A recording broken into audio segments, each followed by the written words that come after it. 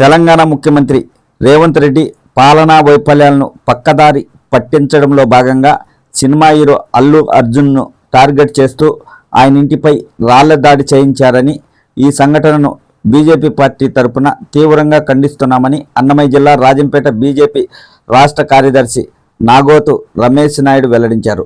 తెలంగాణ ప్రభుత్వం చేస్తున్న నిర్వాహకం వలన భవిష్యత్తులో సినీ పరిశ్రమ ఆంధ్రాకు తరలిరాక తప్పదని ఆయన అన్నారు.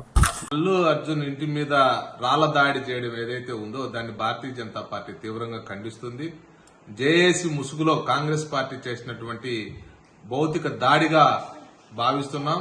ముఖ్యంగా కాంగ్రెస్ పార్టీకి ఇది ఒక ఆనవాయితీ. తన పాలనా వైఫల్యాలను కప్పిపుచ్చుకోవడం కోసం, ప్రజల యొక్క ఆలోచన దృష్టికోణాన్ని మరల్చుకోవడం గతంలో కూడా ఉమ్మడి ఆంధ్రప్రదేశ్ లో కూడా కాంగ్రెస్ పార్టీ మతకలహాలు సృష్టించింది.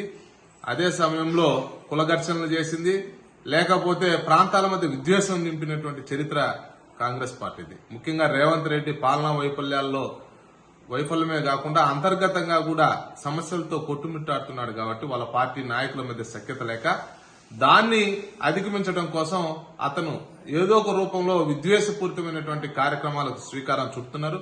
10 సంవత్సరాలు పూర్తయినా కూడా ఆంధ్రప్రదేశ్ పట్ల ద్వేషము, ముఖ్యంగా తెలంగాణలో ఉన్నటువంటి టీఆర్ఎస్ కాంగ్రెస్ నాయకుల్లో ఇప్పటికి కూడా తగ్గలేదు. ఇంకా పెంచేటువంటి ప్రయత్నం చేస్తున్నారు. ఏ రోజైనా ఆంధ్రప్రదేశ్ కు సంబంధించిన సినీ పరిశ్రమ తరలి రావాల్సినటువంటి అవసరం ఉంది.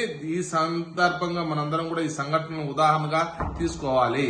అంతేకాదు, ఆంధ్రప్రదేశ్ లో 100కి 100% తెలుగు వాళ్ళు తెలంగాణ అభివృద్ధి కోసం ఏ విధంగా అయితే కష్టపడ్డారో ఆ విధంగా ఆంధ్రప్రదేశ్ లో కూడా పెట్టుబడులు పెట్టి ఇక్కడ సొంత ఊరు అభివృద్ధి కోసం కృషి చేయండి.